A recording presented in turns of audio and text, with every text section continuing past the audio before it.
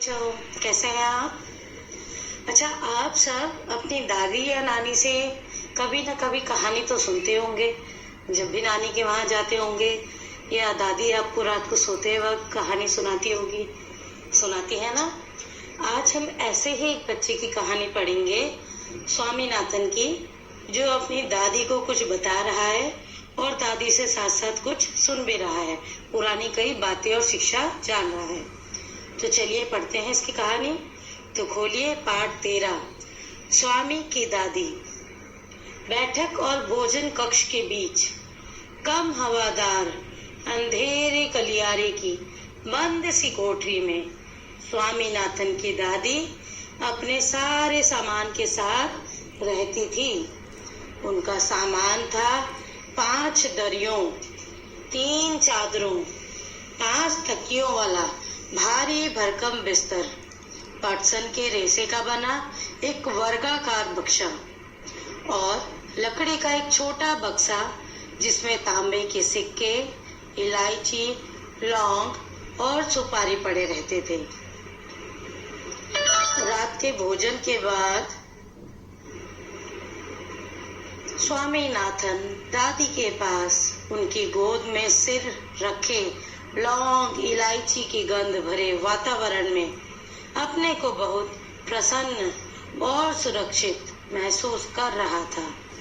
बड़ी प्रसन्नता से भरकर वह बोला, ओह दादी, तुम नहीं जानती राजम कितनी ऊंची चीज है। उसने दादी को राजम और मणि की पहले दुश्मनी और फिर दोस्ती की कहानी कह सुनाई। तुम्हें पता है उसके पास सचमुच की पुलिस की वर्दी है? स्वामीनाथन बोला। सच? उसे पुलिस की वर्दी क्यों चाहिए? दादी ने पूछा। उसके पिता पुलिस अधीक्षक हैं। वह यहाँ के पुलिस के सबसे बड़े अफसर हैं। दादी काफी प्रभावित हुई। उनका सच में काफी बड़ा दफ्तर होगा, उन्होंने कहा। फिर उन्होंने उन दिनों की कहानी सुनानी शुरू की जब स्वामीनाथन के दादा रौबदार सब मजिस्ट्रेट थे, जिनके दफ्तर में पुलिस वाले कांपते हुए खड़े रहते थे। उनसे डरकर खूंखार से खूंखार डाकू तक भाग खड़े होते थे।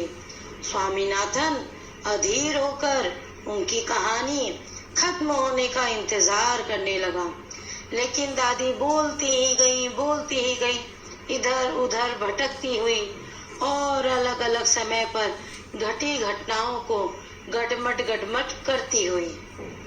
बस काफी है दादी, उसने रूखे स्वर में कहा।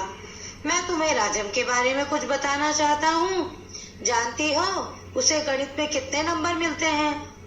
सारे नंबर मिलते होंगे, है ना? दादी ने पूछा। अरे नहीं, उसे 100 में से 90 मिलते हैं। चलो अच्छा है, लेकिन तुम्हें भी मेहनत करके उसकी तरह नंबर लेने चाहिए। तुम्हें पता है, तुम्हारे दादा कभी कभी ऐसे उत्तर लिखते थे कि परीक्षकों को भी चकित कर देते थे। किसी सवाल का जवाब देने में वे दूसरों के मुकाबले 10वां हिस्सा वक्त लेते थे और फिर उनके जवाब इतने शानदार होते थे कि कभी कभी उनके अध्यापक उन्हें 200 नंबर तक दे देते थे। जब उन्होंने एमए किया तो उन्हें इतना बड़ा मेडल मिला था। मैं कई सालों तक उसे गले में पहनती रही। पता नहीं मैंने कब उसे उतारा। हाँ, जब तुम्हारी बुआ पैदा हुई।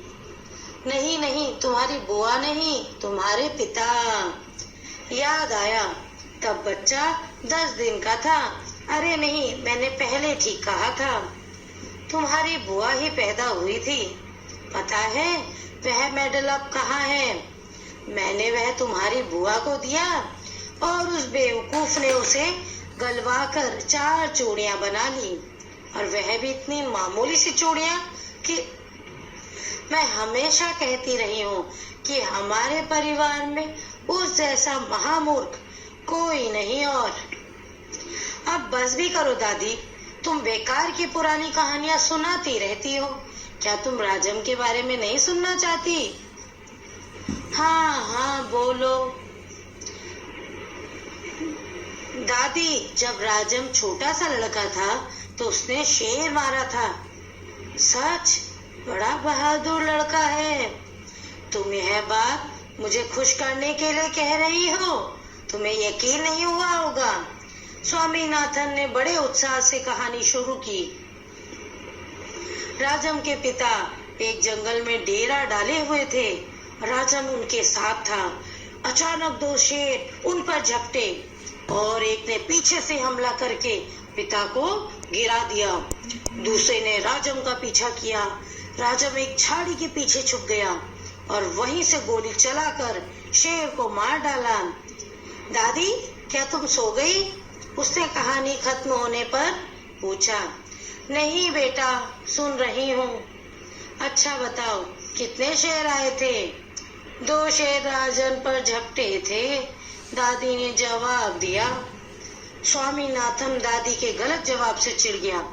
मैं तुम्हें इतनी जरूरी बातें बता रहा हूँ और तुम नींद में ना जाने क्या क्या ऊल जलूल कल्पना किए जा रही हो। अब मैं तुम्हें नहीं बताऊंगा, मैं कुछ भी नहीं बताऊंगा।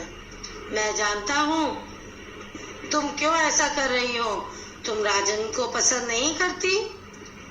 नहीं नहीं, वह तो बहुत प्यारा लड़का है, दादी ने बड़े विश्वास से कहा। उन्होंने राजम को देखा तक नहीं था।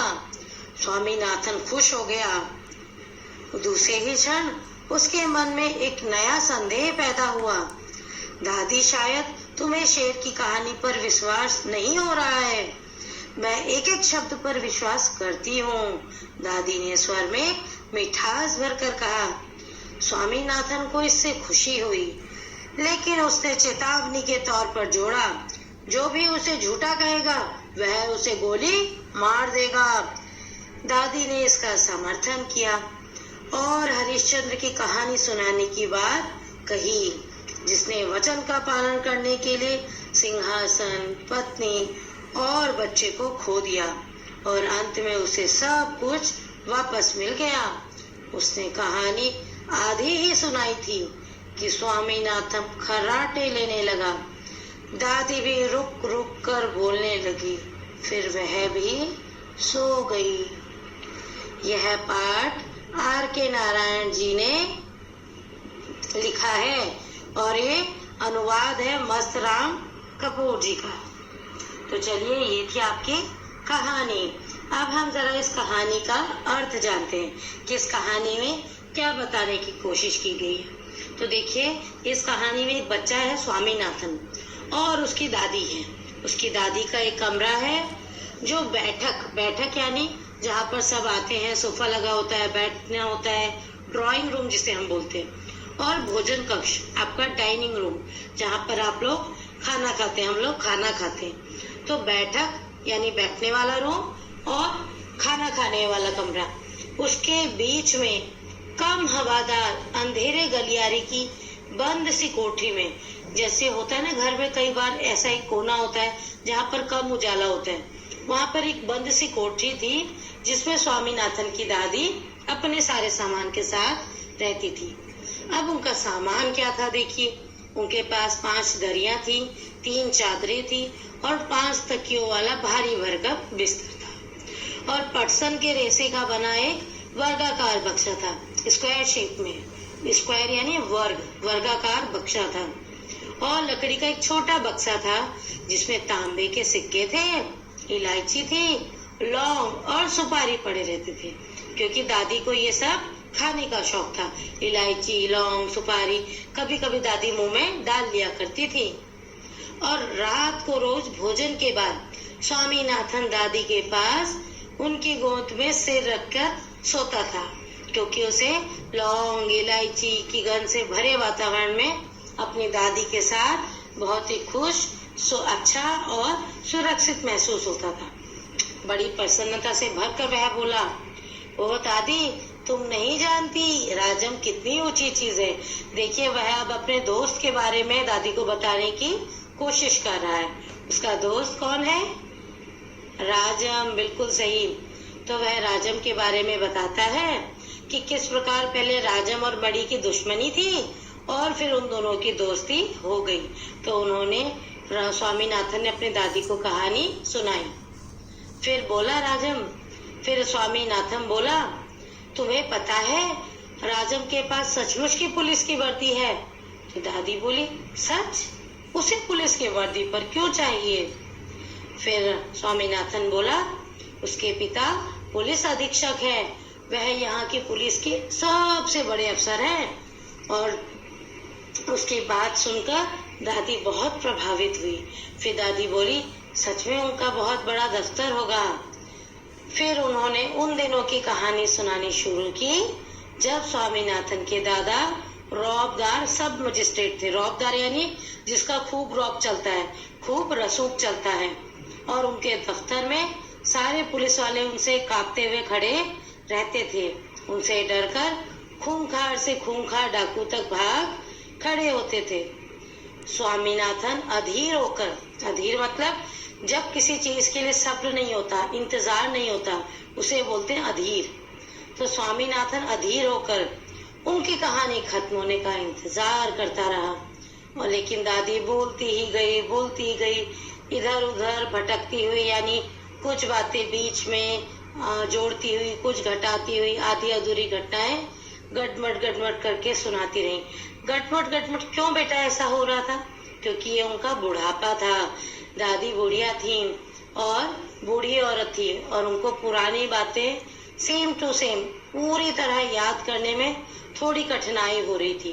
तो उनको जितना जितना याद रह गया था उनकी स्मृतियों में, वह आधा अधूरा स्वामीनाथन को सुनाई जा रही थी और बीच में उनमें बाकी बातें भी जोड़ती जा रही थी।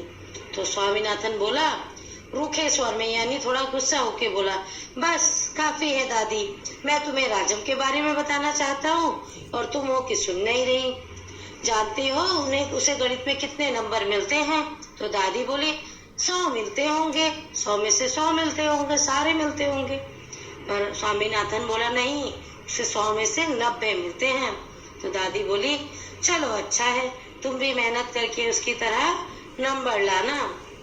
और तुम्हें पता है तुम्हारे दादा भी कभी कभी ऐसे उत्तर लिखते थे कि जो उनकी कॉपी जांचने वाले परीक्षक होते थे वो भी चकित रह जाते थे। और कभी कभी तो उनके उत्तर इतने अच्छे होते थे कि अध्यापक उनको 100 में से 200 नंबर तक दे देते थे। और जब उन्होंने एमए किया तो उन्हें इतना बड़ा मेडल मिला था, एक बहुत बड़ा मेडल मिला था, और कई सालों तक मैं उसे पहनकर घूमती रहती थी। और अब तो मुझे याद भी नहीं है कि मैंने उसे कब उतारा। शायद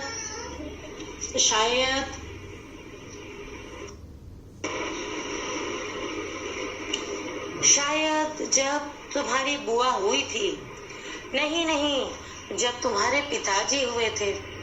नहीं, शायद बुआ। बच्चा उस समय 10 दिन का था, तब मैंने वो मेडल उतारा था। ये शायद लगाकर दादी ऐसा क्यों कह रही है? क्योंकि वो एक बूढ़ी औरत है और उनकी स्मृतियां, उनकी यादें थोड़ा धुंधली सी हो गई है और उनको अच्छी तरह याद नहीं है।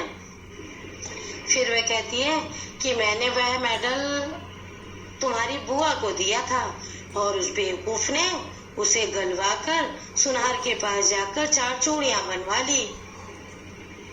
और वह इतनी मामूली सी चूड़ियां हैं कि बस इसीलिए मैं कहती हूँ कि हमारे परिवार में सबसे ज्यादा महामूर्ख और कोई नहीं है तुम्हारी बुआ के अलावा। तो स्वामीनाथन बोला, अब बस भी करो दादी, तुम बेकार की पुरानी कहानियां सुनाती रहती हो। क्या तुम राजम के बारे में नहीं सुनना चाहती? फिर दादी बोली, हाँ सुनाओ। दादी, जब राजम छोटा सा लड़का था तो उसने शेर मारा था। सच? बड़ा बहादुर लड़का है।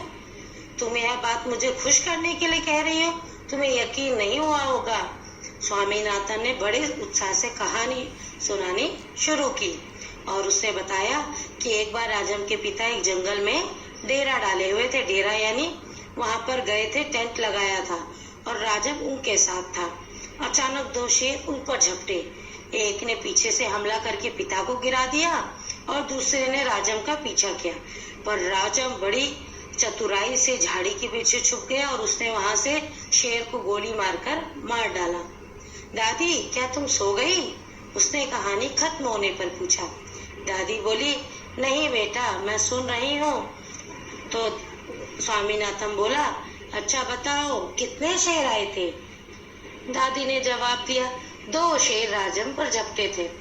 स्वामीनाथन दादी के गलत जवाब से बिल्कुल चिढ़ गया और बोला, मैं तुम्हें इतनी जरूरी बातें बता रहा हूँ और तुम ना जाने नींद में क्या उल जलूल कल्पना किए जा रही हो। उल जलूल मतलब फिजूल की बातें करी जा रही हो। अब मैं तुम्हें कुछ नहीं बताऊंगा। मैं जानता हूँ तुम ऐसा क्यों कर रही हो। तुम राजन को पसंद नहीं करती। दादी बोली, अरे नहीं बेटा, मैं तो बहुत प्यारा लड़का है। फिर स्वामीनाथन ने बोला, अच्छा शायद तुम्हें शेर की कहानी पर विश्वास नहीं हो रहा। तो दादी बोली, नहीं, मैं एक एक शब्द पर विश्वास करती हूँ तुम्हारे। स्वामीनाथन को खुशी हुई और उसने चेतावनी के तौर पर ये जोड़ा कि जो भी इस बात को झूठा कहेगा वह उसे गोली मार देगा। दादी ने उसकी बात का समर्थन किया, हाँ में हाँ मिलाई और फिर उसे हरिश्चंद्र की कहानी सुनाई, जिसने वचन का पालन करने के लिए सिंहासन, पत्नी और अपने बच्चे को भी खो दिया था, पर अंत में उसकी सच्चाई को देखते हुए उसे सब कुछ वापस मिल गया था। और उसने कहानी आधी ही सुनाई थी कि स्वामीनाथन खर्राटे लेने लगा और सो गया। दादी भी रुक रुक कर बोलने लगी और फिर दादी की भी आंखें भारी हो गई और वह सो गई। तो देखिए, आप भी ये हरिश्चंद्र की कहानी पढ़िएगा जो दादी ने स्वामीनाथन को सुनाई। और यह कहानी किसने लिखी है? R.K. नारायण जी ने। उन्होंने अनुवाद किया है मस्तराम कपूर की उससे कहानी से। ठीक है, आई समझ में बेटा सबको कहानी। चलिए अब हम आते हैं इसके अभ्यास पर। चलिए पहले पढ़ते हैं कहानी से। पहला, सच, राजन बहुत बड़ा बहादुर लड़का है। स्वामी को क्यों लगा कि दादी ने यह बात खुश करने के लिए कही। दूसरा, मेडल से चूड़ियां बनवा लेने पर दादी ने बुआ को महामूर्ख क्यों माना। तीसरा, पाठ के आधार पर दादी या स्वामी के स्वभाव, आदतों आदि के बारे में तुम्हें क्या पता चलता है। किसी एक के बारे में 10-12 वाक्यों में लिखो। अब तुम्हारी समझ से बात करते हैं। पहला, स्वामी ने राजम को ऊंची चीज माना। क्या तुम स्वामी की राय से सहमत हो? अपने उत्तर के कारण लिखो। दूसरा, स्वामी का अपनी दादी के साथ कैसा रिश्ता था? 3-4 वाक्यों में लिखो। अब कहानी और तुम। पहला काका, स्वामीनाथन के दादा रौबदार सब मजिस्ट्रेट थे। किसी व्यक्ति का रौब किन बातों से पता चलता है? तो लिखेगा। फिर रखा, क्या तुम्हारे आसपास कोई रौबदार व्यक्ति है?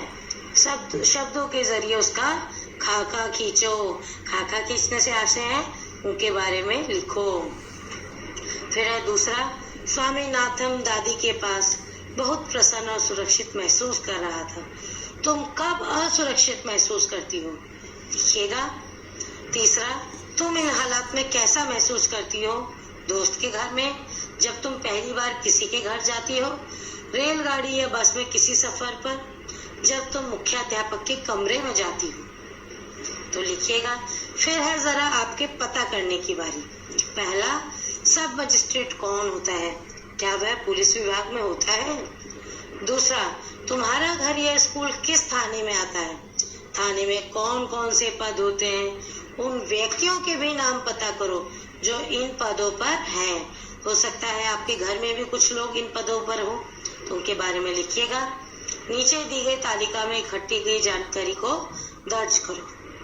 फिर है देखिए दादी का बक्सा। अब हम दादी के बक्से के बारे में जानते हैं। उसका यानी दादी का सामान था 5 दरिया, 3 चादरें, लकड़ी का एक छोटा बक्सा जिसमें तांबे के सिक्के, इलायची, लौंग और सुपारी पड़े रहते थे।